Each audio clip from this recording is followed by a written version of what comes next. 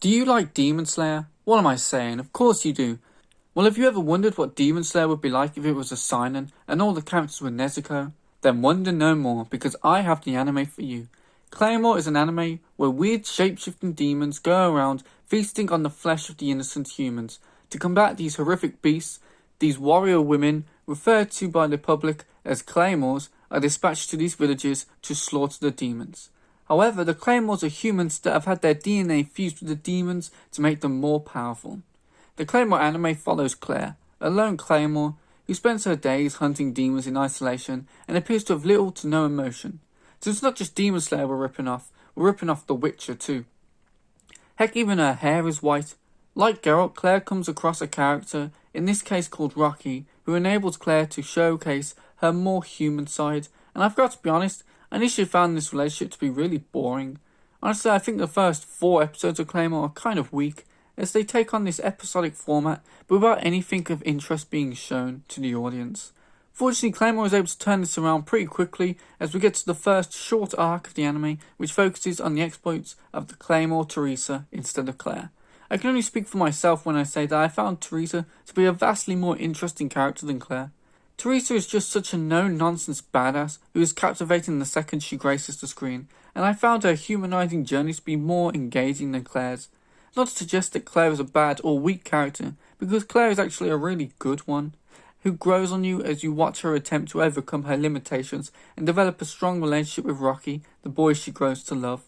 It's just that I was starstruck by how awesome Teresa was, and I would even include her among my personal favourite anime characters.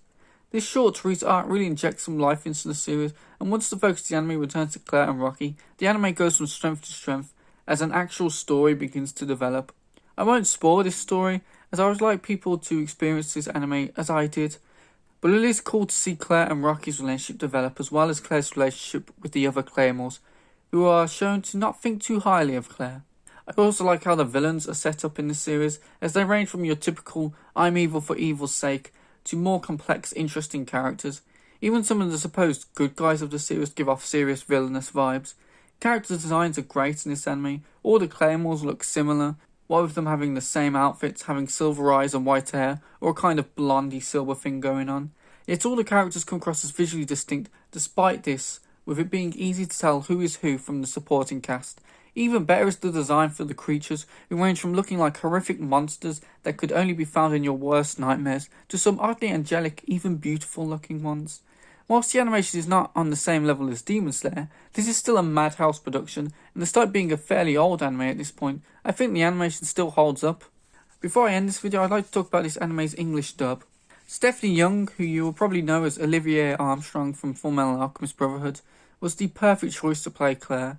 Stephanie Young gives Claire this emotionless voice that makes Claire feel like a machine, which totally works for a character whose sole existence is to kill monsters until they eventually die alone, or become a monster themselves. However, she's also able to instill a more vulnerable side into Claire, especially when she's around Rocky, reminding us of Claire's true nature. Additionally, Todd Haberkorn was a great choice for Rocky, and the role becomes another feather in his cap.